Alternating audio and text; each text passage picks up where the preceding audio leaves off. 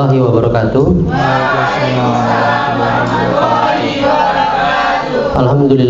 Alhamdulillahillazi anabini wa talimani wal islam wa nusuli wa nuslimu khalanam sayyidina Muhammadin wa alihi ajmin amma ba'd. Puji syukur kehadirat Allah Subhanahu wa taala yang telah memberikan kita nikmat iman, Islam.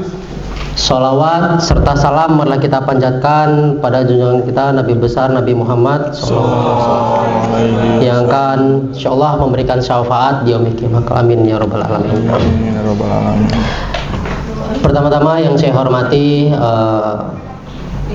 Bapak Kepala Sekolah SMP Muhammadiyah Al-Ghifari, yang saya hormati Waka Bidang Kesiswaan Ustadz Sunarko, yang saya hormati Kaur Bidang Personalia Ustadz Tisno, dan semua rekan-rekan Dewan Asatid dan juga Asatizah SMP Muhammadiyah Al-Ghifari yang insya Allah dirahmati Allah Subhanahu wa Ta'ala.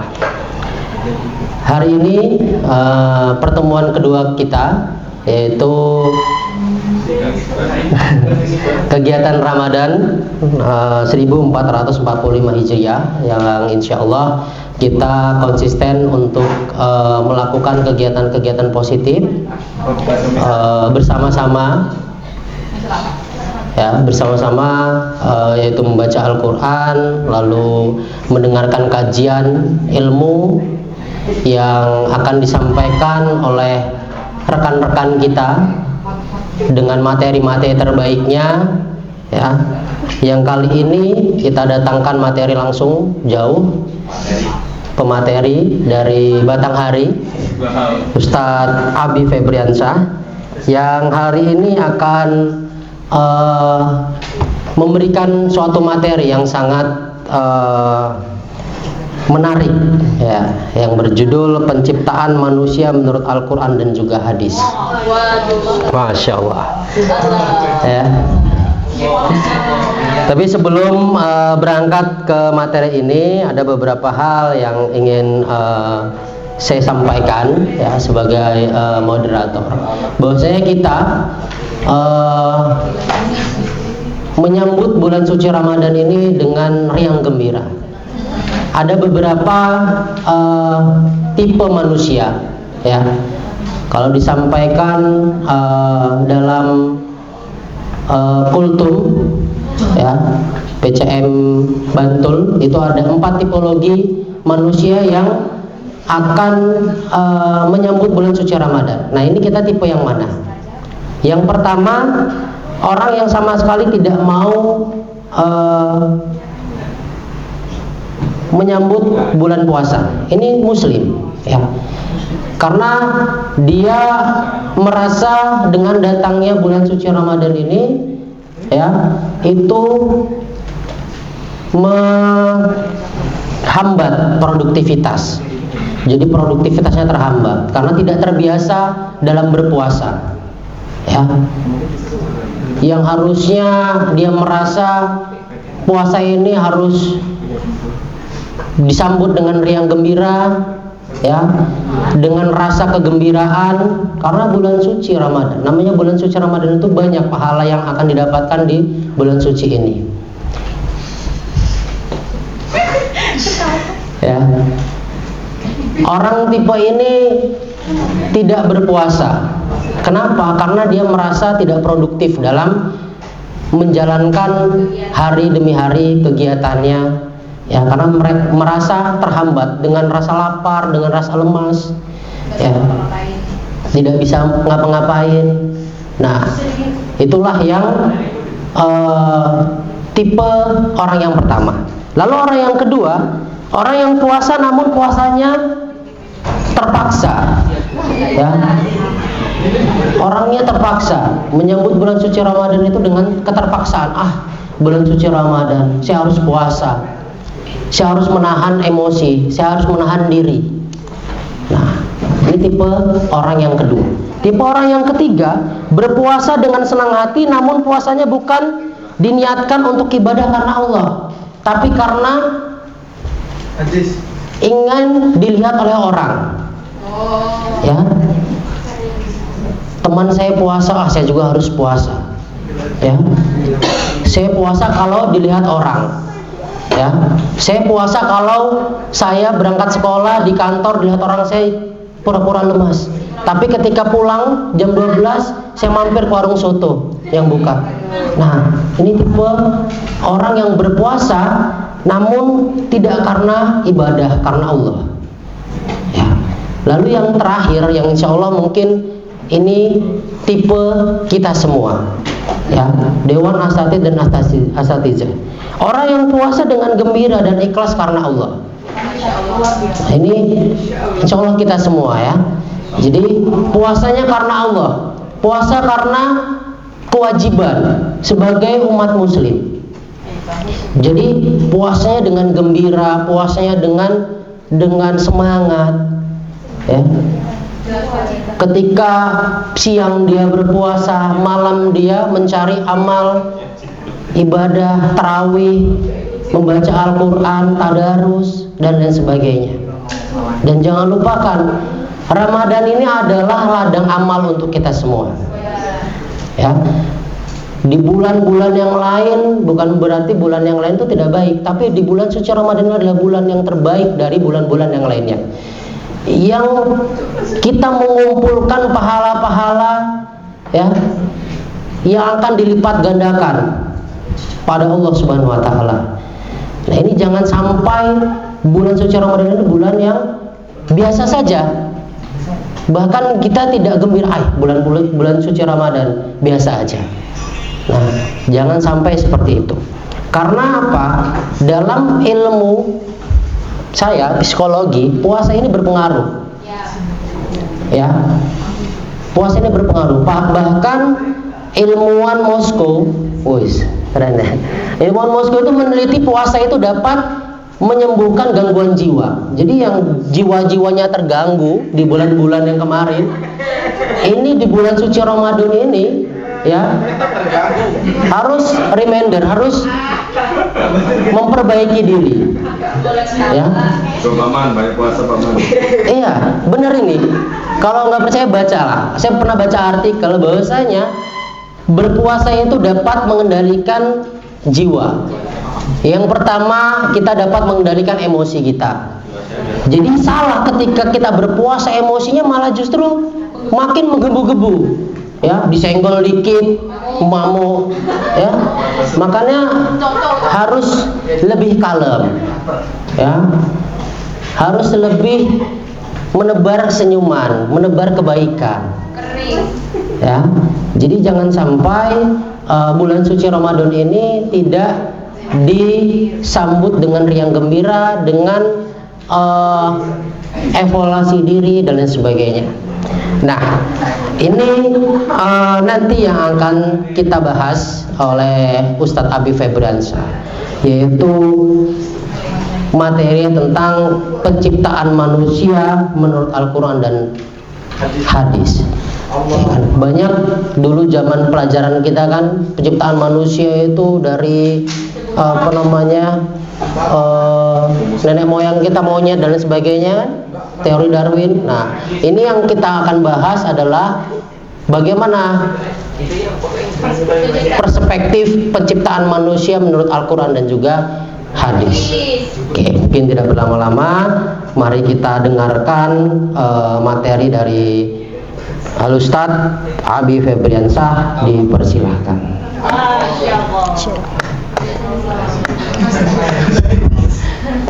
Bismillahirrahmanirrahim. Assalamualaikum warahmatullahi wabarakatuh. Waalaikumsalam warahmatullahi wabarakatuh. Alhamdulillahirrahmanirrahim. Di pagi yang penuh curahan rahmat Allah Subhanahu wa taala ini, kita masih diberikan kesempatan dan juga nikmat sehat, bahwasanya kita semua masih dapat berkumpul di ruangan yang mulia ini, di majelis yang mulia ini, untuk saling mengingatkan, untuk saling menimba ilmu, sharing satu sama lain, supaya pada bulan suci Ramadan ini kita dapat mendapat banyak berkahnya, banyak nikmatnya, dan juga banyak pahalanya. Amin. Salawat dan salam marilah kita tetap junjung agungkan kepada Nabi kita, Nabi Muhammad SAW, yang insya Allah kita nantikan syafaatnya di yaumil qiyamah kelak. Allahumma amin.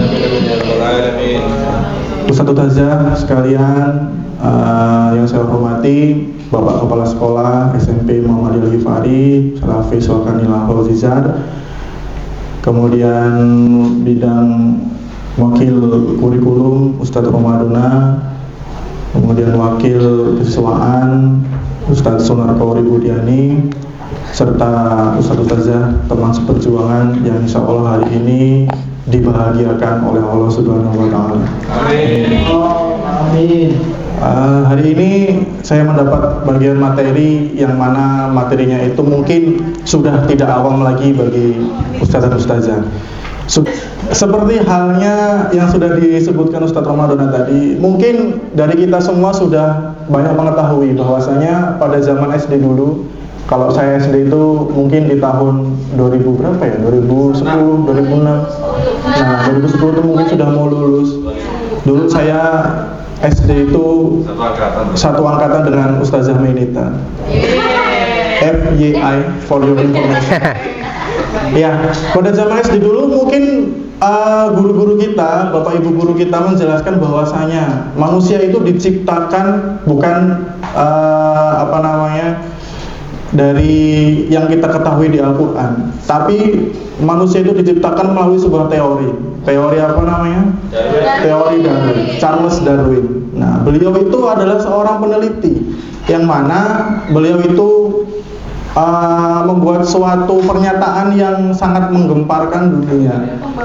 Sangat menggemparkan dunia, yang mana mereka itu menyatakan bahwasanya manusia itu terbentuk dari suatu proses adaptasi, suatu proses panjang, seleksi alam dan lain sebagainya.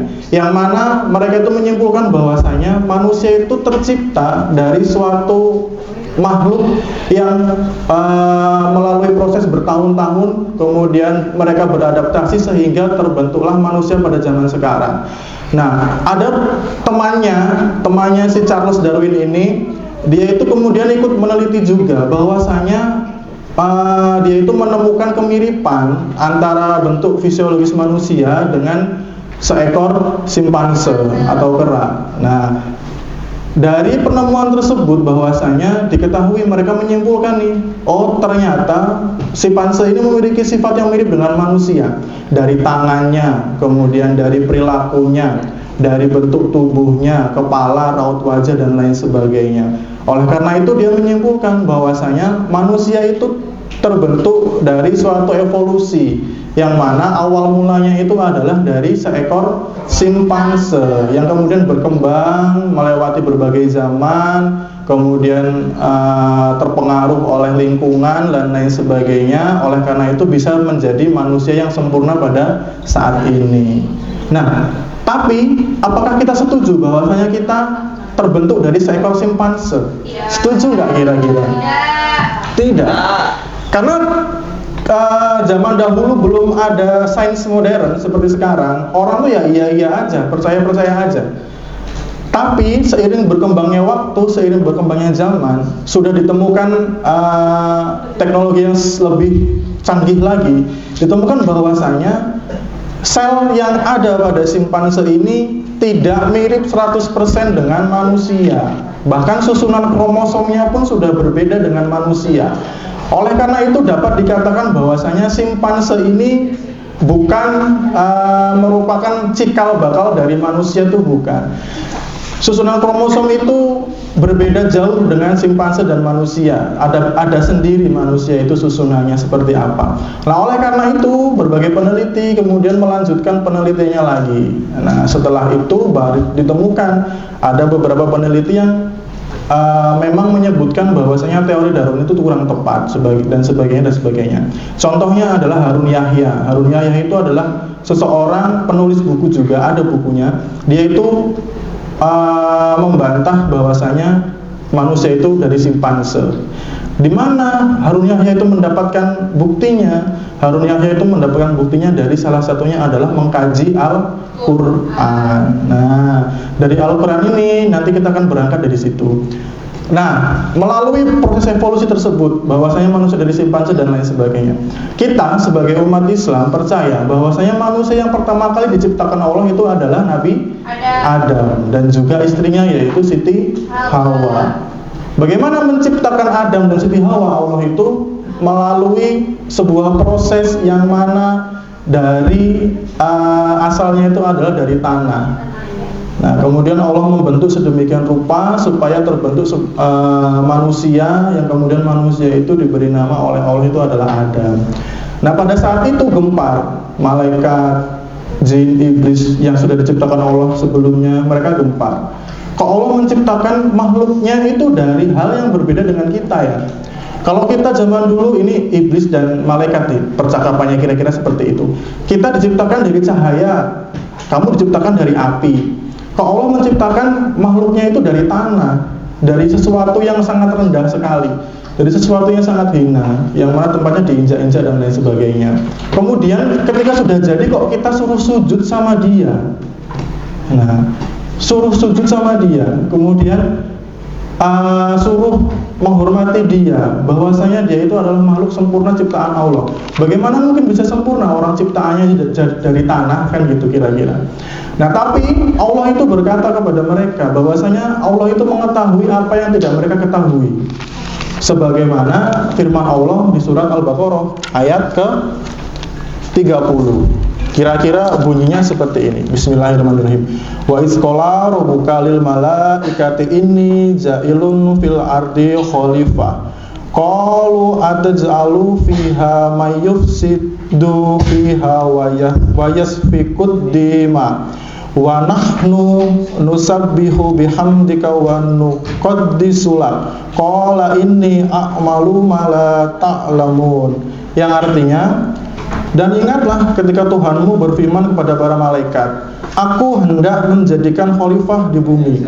Mereka berkata, apakah engkau hendak menjadikan orang yang merusak dan menumpah darah di sana, sedangkan kami bertasbih memujimu dan mensucikan namamu? Dia berfirman, sungguh aku mengetahui hal yang tidak kamu ketahui. Nah, dari ayat ini saja sudah diketahui bahwasanya malaikat itu sudah ragu akan penciptaan manusia. Bagaimana manusia yang diciptakan dari tanah ini, dia kok dipercaya untuk menjadi seorang khalifah, menjadi seorang pemimpin di muka bumi. Pasti nanti akan banyak terjadi kehancuran di sana, kan gitu. Akan menumpahkan darah di sana. Dan memang terjadi setelah itu. Banyak di antara manusia yang saling membunuh, banyak di antara manusia yang mengeksploitasi alamnya dengan semaunya sendiri tanpa memikirkan keberlangsungan hidupnya dan lain sebagainya. Terjadi. Tapi Allah mengatakan, sungguh aku mengetahui hal yang tidak kamu ketahui. Nah, itulah mengapa akhirnya para malaikat ini dapat menaati perintah Allah, karena malaikat itu kan makhluk yang taat kepada Allah. Tapi bagaimana dengan makhluk Allah yang lain, jin dan iblis? Mereka nggak mau bersujud pada Allah, pada manusia. Mereka tetap membantah. Mereka menganggap bahwasanya mereka itu adalah makhluk yang paling tinggi karena diciptakan dari api, dan akhirnya si iblis ini dan setan ini sama Allah itu diusir. Kemudian si iblis dan setan ini membuat perjanjian sama Allah. Ya Allah, kalau misalkan memang aku ini nggak mau bersujud sama manusia dan kamu usir kami, izinkan kami untuk selalu menggoda manusia supaya mereka itu banyak lalainya, banyak gak bersyukurnya. Nah, kemudian akhirnya benar si setan dan iblis itu tetap menggoda kita dari depan, dari belakang, dari kanan, dari kiri, dari mana-mana arahnya. Nah, oleh karena itu kita harus selalu berhati-hati. Kita harus ingat bagaimana Allah itu mempercayakan kita untuk menjadi seorang khalifah di muka bumi ini. Kita harus ingat itu. Kita nggak boleh kufur nikmat. Kemudian proses penciptaan manusia ini kalau dalam sains itu awal mulanya ketika ada seorang ibu dan seorang bapak ibu. kita adalah salah satu juaranya. Dari berapa peserta? Jutaan peserta. Nggak hanya 1-2 peserta, jutaan peserta bahkan. Kita itu adalah salah satu bibit unggul di situ. Jadi jangan sampai menganggap bahwasanya diri kita tuh nggak bisa ngapa-ngapain. Itu salah besar. Mulai dari sel saja kita sudah menunjukkan bahwasanya kita itu punya daya saing yang luar biasa. Buktinya apa? Ya buktinya kita mampu menjadi seorang manusia yang hidup sampai sekarang. Kalau kita nggak bisa berlomba dari sel yang dikeluarkan oleh bapak-bapak kita nggak akan berhasil untuk membuahi sel telur yang dikeluarkan oleh ibu kita. Coba diingat-ingat kembali. Kalau kita merasa, aku nggak bisa apa-apa, aku jauh dari mereka. Loh, salah. Ingat bahwasanya awal penciptaan kita itu ya kita adalah pemenangnya. Dari persaingan yang nggak hanya 1-2 orang. Mungkin kalau kita ngantar anak-anak lomba, pesertanya paling banyak, paling 30. Lah ini kita berlomba dengan saudara-saudara kita yang gugur tuh jutaan, nggak hanya 30, nggak hanya 1-2. Kita berlomba-lomba untuk memperoleh suatu yang kita impi-impikan, berhasil membuahi sel telur ibu kita, dan kita berhasil mendapatkannya. Terjadilah proses pembuahan yang mana kita bisa berhasil menjadi manusia pada saat ini. Nah, itu adalah salah satu bentuk bahwasanya kita nggak boleh mengingkari nikmat yang sudah Allah berikan kepada kita. Kita harus tetap berjuang, mempunyai daya juang yang tinggi, semangat yang tinggi. Kalau kita merasa putus asa, ingat kembali bagaimana kita berjuang untuk menang dan bisa membuahi sel telur kita. Nggak apa-apa. Kita berpikir sampai di situ nggak apa-apa. Untuk menyemangati diri kita. Ketika kita jatuh, kita ngerasa kita nggak bisa apa-apa, balik lagi sama Allah.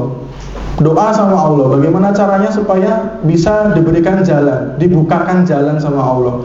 Pasti segala sesuatu yang disampaikan Ustaz Aziz kemarin, bahwasanya Allah itu nggak menguji hambanya, melainkan sudah terukur bahwa Allah tahu hambanya itu pasti bisa melewati ujian-ujian tersebut.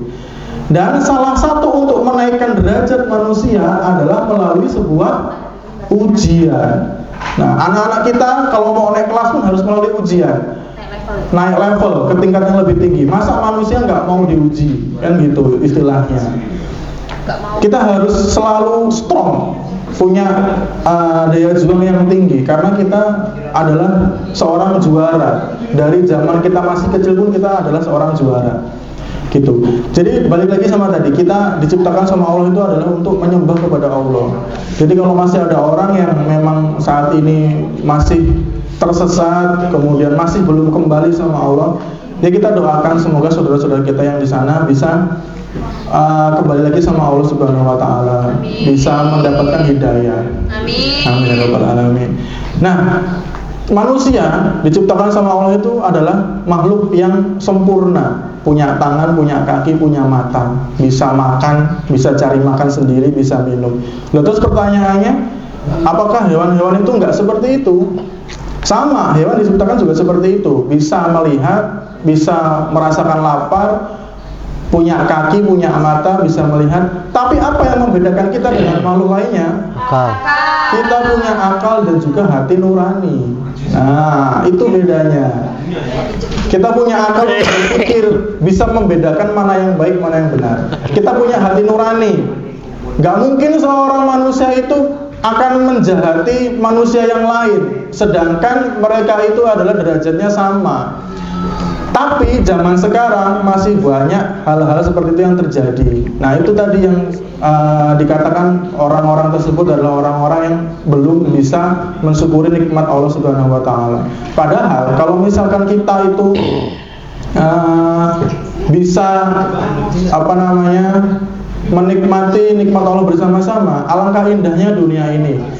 Nggak ada peperangan yang terjadi, tidak ada kelaparan yang terjadi, tidak ada saling tuduh-menuduh, tidak ada saling menjatuhkan dan lain sebagainya.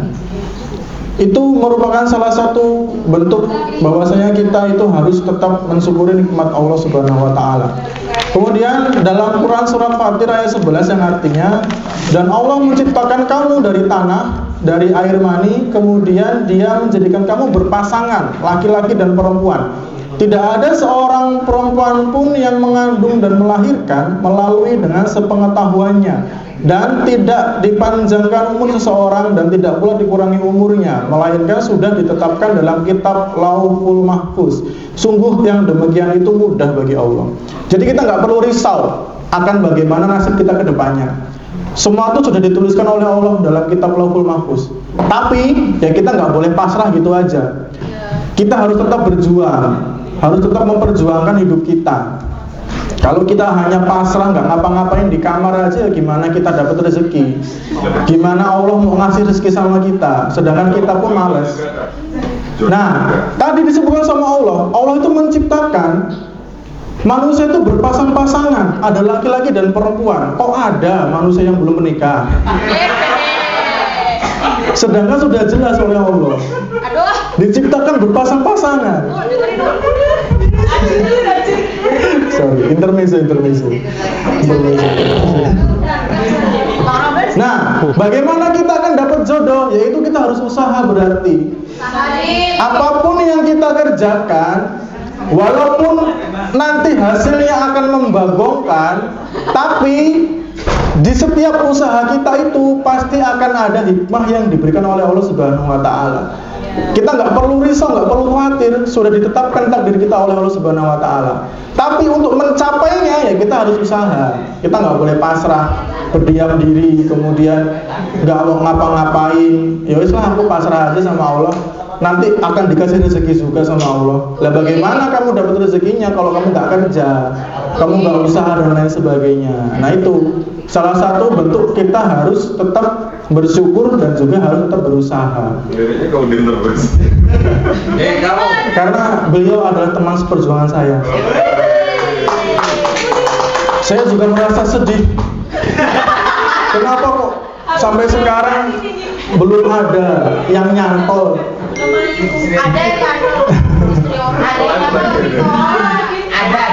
Ada.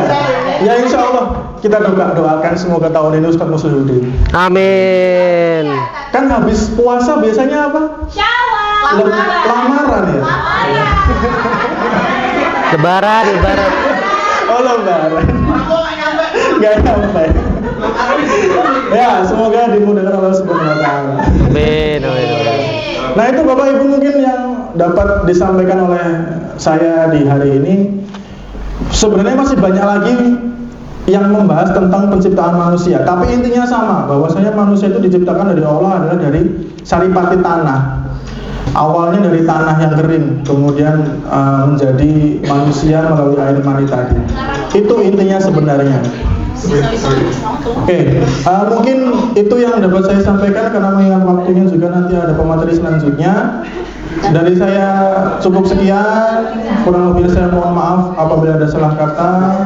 Kemudian apabila ada salah kata saya mohon ampun oleh Allah Subhanahu wa Ta'ala. Saya akhiri, wassalamualaikum warahmatullahi wabarakatuh. Waalaikumsalam warahmatullahi wabarakatuh. Tepuk tangan untuk Ustaz Abi Mujaza. Masya Allah, luar biasa sekali materinya tentang penciptaan manusia menurut Al-Quran dan juga hadis.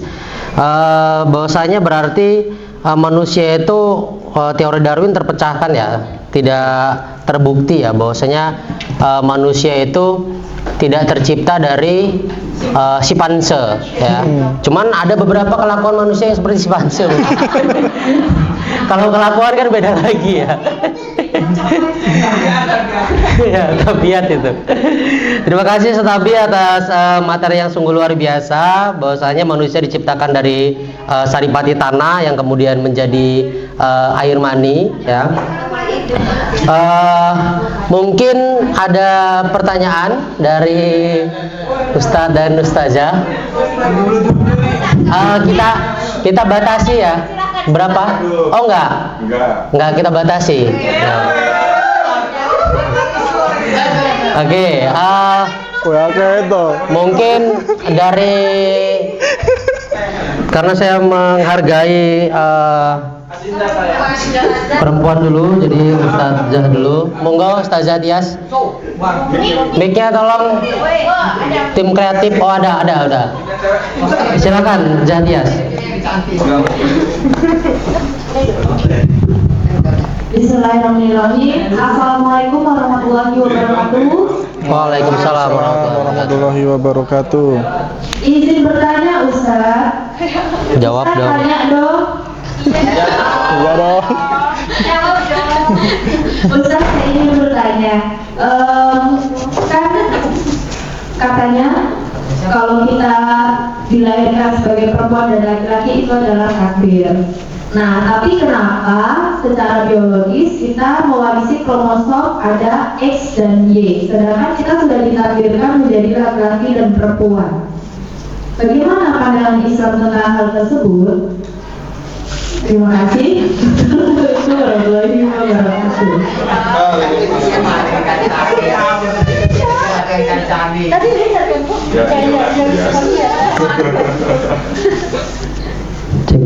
Oke. Mau langsung dijawab atau kita tampung dulu? Oh, tampung dulu.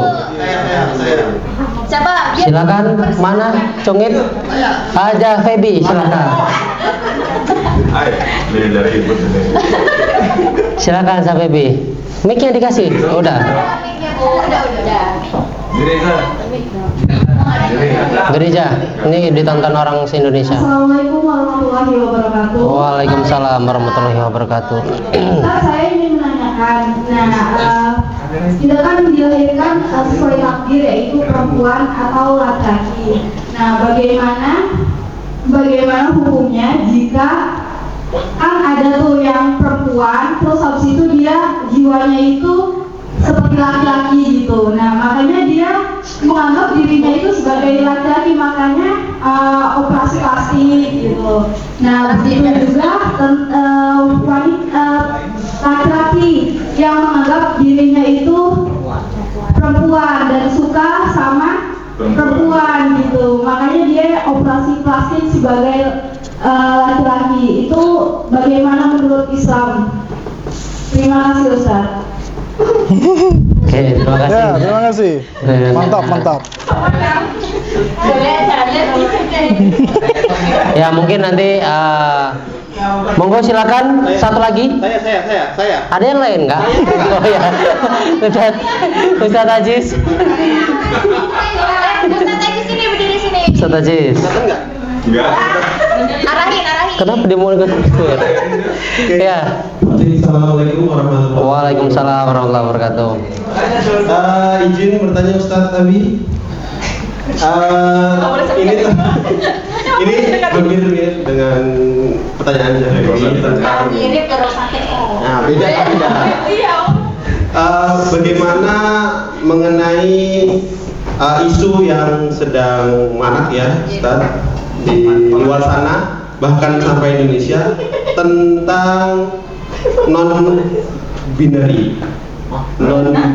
atau binary atau gender netral, seperti itu. Gender netral. Bahasa Indonesia sih. Orang yang tidak laki-laki dan tidak perempuan, yang netral, seperti itu. Netral, namanya netral. Dia arahnya ke biseksual nggak sih jadinya? Ya. Itu kan enggak dulu. Ya, tentang gender netral ya, yang mana sudah banyak terjadi, bahkan waktu itu viral salah satu mahasiswa di Indonesia yang mengaku bahwa ketika ditanya ya, Anda laki-laki atau perempuan? Saya netral. Laki-laki atau perempuan? Saya netral. Nah, gimana kalau misalkan pandangan Ustaz Abi ataupun bisa jawab mengenai pandangan Islam mungkin ya. Itu aja. Terima kasih. Assalamualaikum warahmatullahi wabarakatuh. Waalaikumsalam warahmatullahi wabarakatuh. Mungkin 3 pertanyaan dulu, mungkin nanti akan dijawab sama Ustadz Abi. Setelah itu nanti mungkin kalau memang ada pertanyaan lagi, monggo silakan.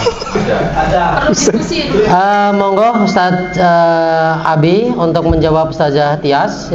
Pertanyaannya, kita kan dilahirkan sebagai perempuan, ya itu sebagai takdir. Tapi kenapa masih ada kromosom X dan Y?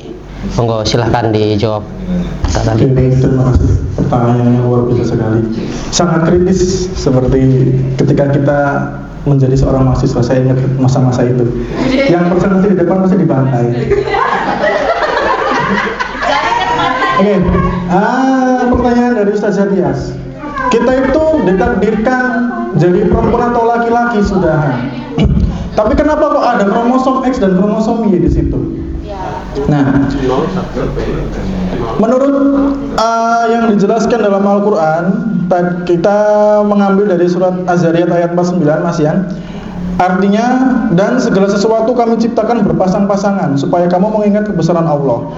Kemudian yang kedua ada di surat An-Nisa ayat pertama. Hai manusia, bertakwalah kepada Tuhanmu yang telah menciptakan kamu dari diri satu, yaitu Adam, dan darinya Allah menciptakan istrinya, yaitu Hawa. Nah, memang penciptaan manusia itu, kita itu kan tadi sudah saya sebutkan bahwasanya segala takdir yang terjadi pada kita sudah disebutkan dalam kitab Lauhul Mahfuz, dituliskan di sana. Jadi kita itu nggak bisa memilih kita mau laki-laki atau perempuan. Sebenarnya seperti itu takdir awalnya. Nah, karena perkembangan zaman modern, zaman sains, tentu saja manusia itu kan dibekali dengan akal dan juga hati. Dan dari akal tersebutlah terbentuk rasa penasaran manusia yang sangat besar. Kenapa kok ada jenis kelamin laki-laki dan perempuan? Nah, oleh karena itu mereka mengkaji. Mereka dengan kecerdasan manusia yang sudah dibekali, kemudian dengan kecanggihan alat sebagaimana dalam alat kedokteran dan lain sebagainya, manusia itu meneliti apa yang ada dalam diri manusia, sehingga ditemukanlah tadi yang namanya kromosom.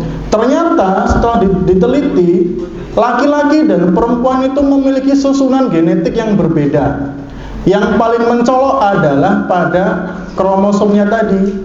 Kalau wanita dia double X, kalau laki-laki dia X sama Y. Dan kromosom Y, kalau Bapak Ibu lihat gambarnya, kromosom Y bisa di-search dalam Google-nya, kromosom laki-laki dan perempuan, ada bentuk gambarnya. Kromosom Y itu sangat kecil sekali bentuknya, sangat menyedihkan, kecil banget. Kromosom Y itu nggak sebesar kromosom X. Tapi dengan adanya kromosom Y ini dapat menentukan anaknya nanti yang lahir, yang dibagikan yang X atau yang Y, atau akan jadi laki-laki atau perempuan tadi. Jadi memang kita itu sudah ditakdirkan seperti itu. Kita nggak bisa memilih antara laki-laki atau perempuan. Tapi karena dunia sekarang sudah canggih, oleh karena itu banyak peneliti yang meneliti bagaimana manusia itu bisa terbentuk ada laki-laki dan ada perempuannya. Kemudian dari sifatnya pun terlihat, laki-laki bentuk fisiknya ada sendiri, perempuan bentuk fisiknya ada sendiri.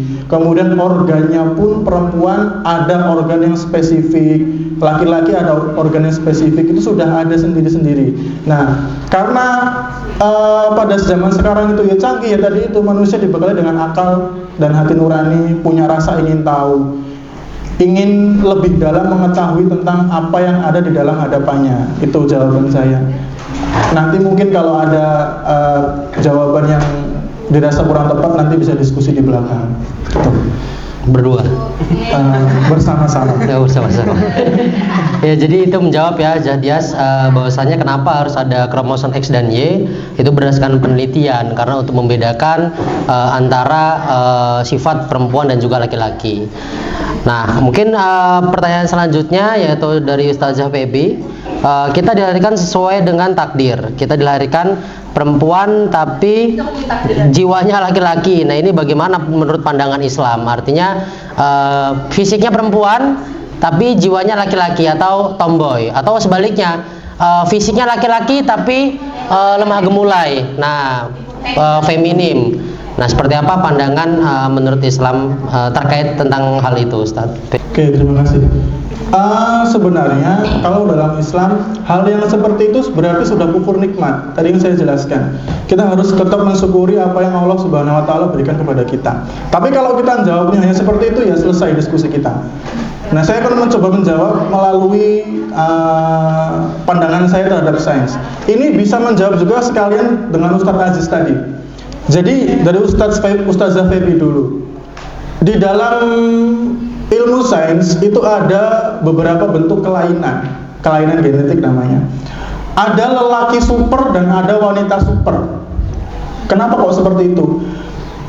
Terdapat beberapa gen yang mana dia bentuknya laki-laki, tapi dia itu sifatnya yang dikeluarkan adalah sifat perempuan, lemah gemulai. Ada juga seorang perempuan yang sudah jelas-jelas bentuknya wanita, perempuan, tapi sifatnya seperti laki-laki. Ada di situ. Nah, kalau Bapak Ibu pernah mendengar salah satu kasus atlet Indonesia, atlet voli pada zaman dahulu, ada namanya Aprilia Manganang. Nah, Manganang itu ketika dilahirkan sebenarnya dia adalah seorang lelaki. Tapi karena ada kelainan di alat vitalnya yang mana membuat si alat vital laki-lakinya itu tertutup, jadinya seperti alat vital pada perempuan. Oleh karena itu, bapak ibunya pada zaman dahulu menyebutkan bahwasanya anak saya ini terlahir sebagai seorang perempuan. Nah, kemudian seiring berjalannya waktu, beliau sudah besar, sudah dewasa, kok tanda-tanda keperempuanannya nggak muncul. Justru yang muncul adalah tanda-tanda seorang pria. Dadanya bidang lebar, ada jakunnya. Kemudian, mohon maaf, buah dadanya itu nggak berkembang dan lain sebagainya. Sebenarnya si Manganang ini sudah yakin bahwasanya dia itu laki-laki. Tapi karena pada saat zaman dahulu, karena dia juga tinggalnya di tempat yang terpencil, tempat yang kecil, di sana itu susah untuk mendapatkan perawatan dokter. Alhasil, ya dia nerima-nerima aja sampai gede. Akhirnya terbongkar ketika Indonesia menjuarai kejuaraan bola voli pada saat itu. Lawannya curiga, kok ini tenaganya tenaga laki-laki, kok main pada grup perempuan. Ketika dicek up, ya hasilnya dia perempuan karena alat vitalnya alat vital perempuan. Nggak menunjukkan ada burung perkutut di sana, nggak ada. Alatnya alat perempuan. Nah, setelah itu si Manganang ini semakin yakin bahwasanya dirinya itu adalah seorang perempuan, seorang laki-laki, Bahkan ketika kan pada saat setelah selesai bola voli itu dia masuk ke TNI pada saat itu dan dicampurkan dengan perempuan, angkatan wanita pada saat itu. Dan hebatnya dia nggak mau mandi bareng-bareng di sana sama wanita. Tidurnya pun dia pisah karena dia sadar kalau dia itu punya jiwa laki-laki di situ. Kemudian dia memberanikan diri kepada atasannya bilang, apakah saya boleh untuk memeriksakan diri saya? Saya yakin bahwasanya diri saya ini seorang laki-laki. Alhasil dengan kecanggihan dunia kedokteran zaman sekarang, terlihat bahwasanya memang ada kelainan yang menutupi alat vitalnya dia, sehingga terlihat seperti punyanya wanita. Tapi ternyata setelah dilihat, kemudian disingkirkan yang bagian luarnya, ada burung yang bersangkar di situ ternyata. Nah, kemudian setelah melewati berbagai proses operasi dan lain sebagainya, setelah itu dia dinyatakan sebagai seorang laki-laki. Fix itu sudah laki-laki. Nah, ada seperti itu kejadiannya ada, tapi mungkin nggak banyak terjadi, ya 1:100 mungkin ada. Nah, kemudian bagaimana dengan fisiknya yang laki-laki tapi dia kok keperempuan-perempuanan? Nah, itu merupakan salah satu sebenarnya penyimpangan pada dirinya. Dia yakin bahwasanya dia itu perempuan, tapi dia nggak sadar kalau dia itu kodratnya adalah seorang laki-laki. Itu intinya seperti itu, dia itu nggak sadar. Kemudian setelah melihat hal yang seperti itu, diberikan hidayah sama Allah, sampai sekarang dia sudah berpenampilan seperti lelaki pada umumnya. Sudah mau bekerja, potong rambut dan lain sebagainya. Nah, itu orang-orang yang beruntung yang diberikan hidayah oleh Allah Subhanahu wa taala. Nah, kita doakan semoga saudara-saudara kita yang seperti itu cepat diberikan hidayah sama Allah Subhanahu wa taala, dibukakan hatinya. Bahwasanya memang dia itu ya laki-laki, memang dia itu punya jiwa laki-laki, tapi karena ada salah satu hal yang menyebabkan dia seperti itu, tadi penyimpangan tadi, makanya dia berperilaku seolah-olah bahwasanya dia itu sebagai seorang wanita atau perempuan. Tuh, seperti itu. Kata Aziz sama Zahfibi, kira-kira seperti itu. Terima kasih. Sama-sama. Oke, terima kasih Abi. Pertanyaan tadi sekaligus menjawab pertanyaan Ustaz Aziz ya, bahwasanya tidak ada lah binary atau gender netral, karena dalam Islam pun hanya mengakui dua gender ini ya. Jadi laki-laki dan juga perempuan. Jadi jelas itu adalah penyimpangan kepribadian. Mungkin ada pertanyaan lagi? Cukup ya. Gantian. Oke, terima kasih Ustaz Abi telah memberikan materi yang sangat bagus sekali. Tepuk tangan untuk Ustaz Abi. Terkait penciptaan manusia menurut Al-Quran dan juga hadis, ada beberapa pertanyaan yang sudah teman-teman lontarkan dan alhamdulillah telah dijawab oleh Ustadz Abi Febriansyah dengan sangat bagus. Mungkin itu saja terkait materi tentang penciptaan manusia menurut Al-Quran dan juga hadis, serta diskusi-diskusi yang sudah kita jalani. Mungkin itu yang bisa disampaikan. Saya akhiri. Assalamualaikum warahmatullahi wabarakatuh. Waalaikumsalam warahmatullahi wabarakatuh.